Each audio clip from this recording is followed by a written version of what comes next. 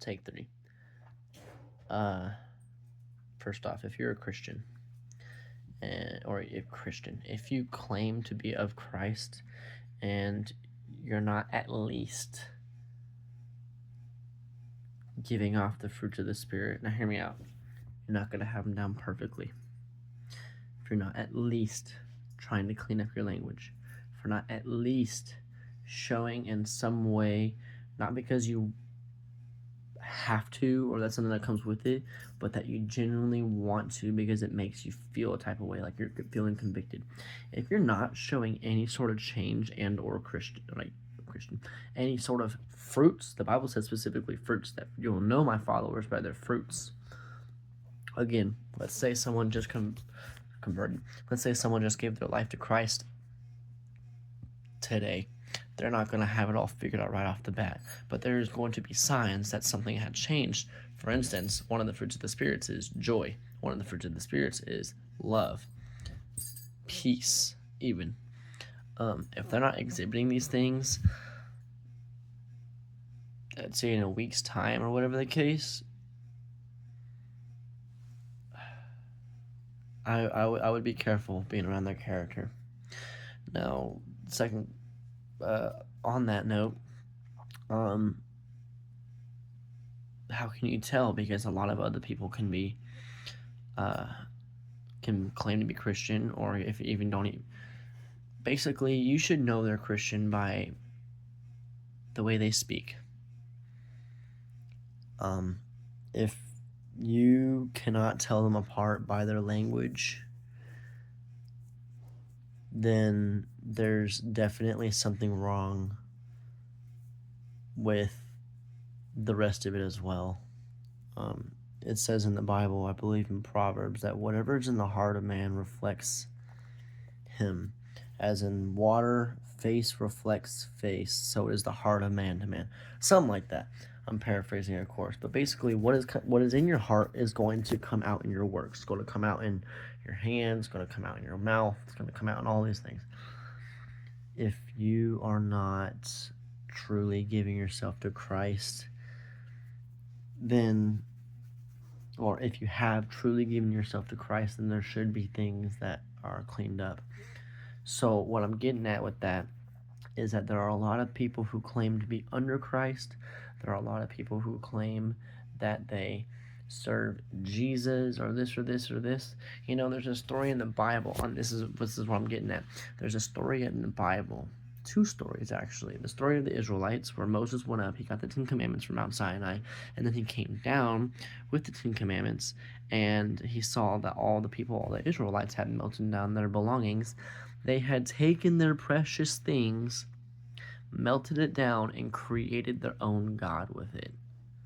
First off, absolutely wild. Despite a pillar of fire and splitting seas and all this, like despite all these things happening, absolutely wild that they get impatient and change their minds. So what it says, I believe it's in the Hebrew or Aramaic, I forget specifically, but if I'm not mistaken, and correct me if I'm wrong, in the translated verses, it says that they had made offers to Baal. Baal is the god. He's like he is like a lowercase g god. You know, there's no reverence or anything like that, but he still positions himself like that. And in the story, I believe, of Elisha and a bunch of prophets of Baal, like 40 or something, 100 prophets of Baal, whoever they were all, they basically had a god off. You know, they were showing off. Like, they were all doing their rituals and this and this and this, but they were praying to Yahweh, Yahweh. I don't even know how you spell it, but the original Hebrew name of God, or of Jesus. They were praying to Yahweh, or so they thought, but because they had created their own God of their own wants, of their own desires, they They didn't know who they thought they were praying to God, but they were not. My point is that the God of the Bible is the same yesterday, today, and forevermore. If you are trying to put your own Proverbs 3:5, this is a very famous verse in almost all my passages, and it speaks to me a lot because I had to fix this. But lean not on your own understanding, and all your ways acknowledge him, and he will direct your path. God is not the author of confusion. Lean on him, and he'll tell you. Look to him, and he'll tell you. Seek his counsel, and he'll tell you. Align your will with his will, and he'll tell you. Not even just tell you, he'll show you. He'll do it for you. You know, like he's so good with that. Literally, as far as do it for you, I got off of work today. I'm like, man, I don't got a ride, and I was like low-key kind of bummed out about that. And so I started on my way walking, and I texted my brother, but it was also like 11 o'clock, and I was like, man, he probably asleep. I still texted him anyways, but and then I was walking down. I was like, God, I kind of don't want to walk today. Can you help me? Bro, 3 dudes pulled up, got in the first car, and went straight home. God got my back like that. Never mind that. That's like ravens. It's not even water splitting. Anyway, real Christians will get that. Anyway, or experienced veterans. I don't know. What was I getting at? Real Christians. Fruits, prophets of Baal, writes they were praying to a God that they had created, and the God they thought they knew, but that it was not the God of the old days. It was not the God of Jacob, the God of Abraham. On that note, God is the same yesterday, today, and forevermore. He does not change. Over 2,000 years was up to Jesus. 2,000 years was up to Jesus. 2,000, oh, no. 2,000 years was up to,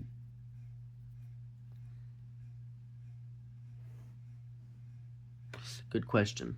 I forget, Abraham or something like that. And then 2,000 years was up to Jesus.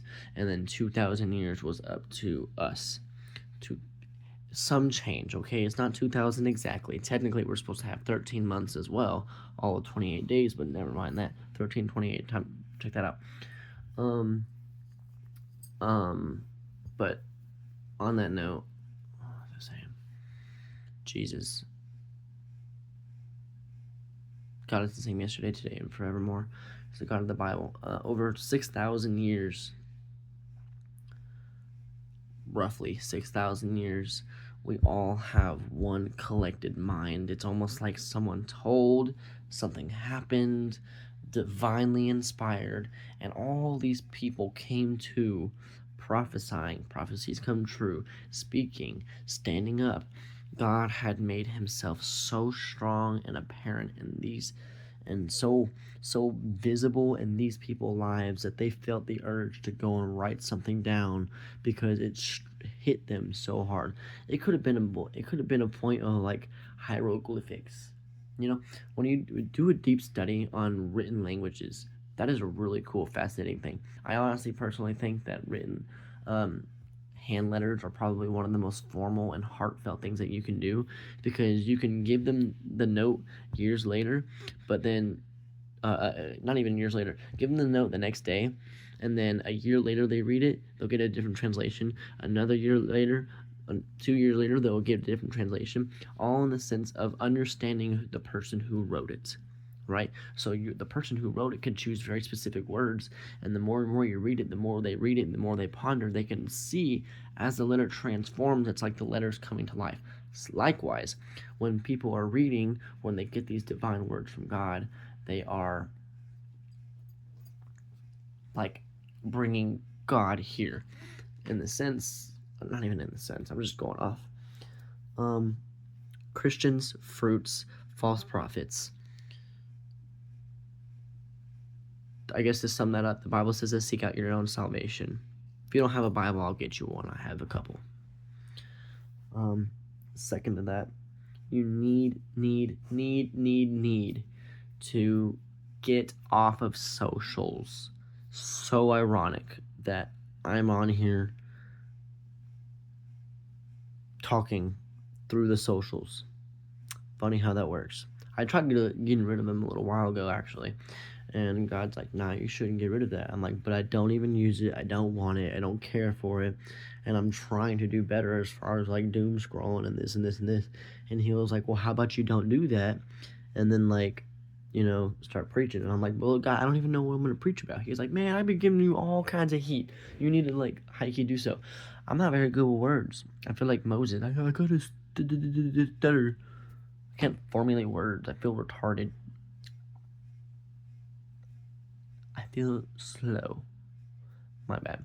Anyway, just I truthfully do. I feel like I can't function, and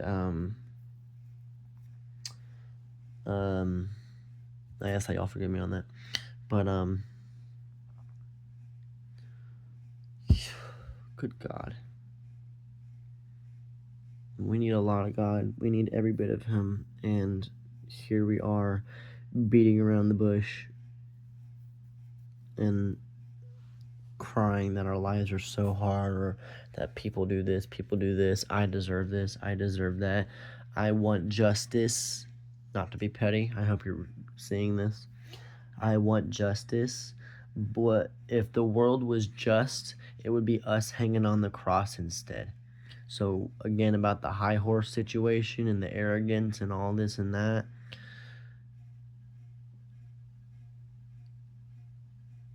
God has been moving. He's continuing to move.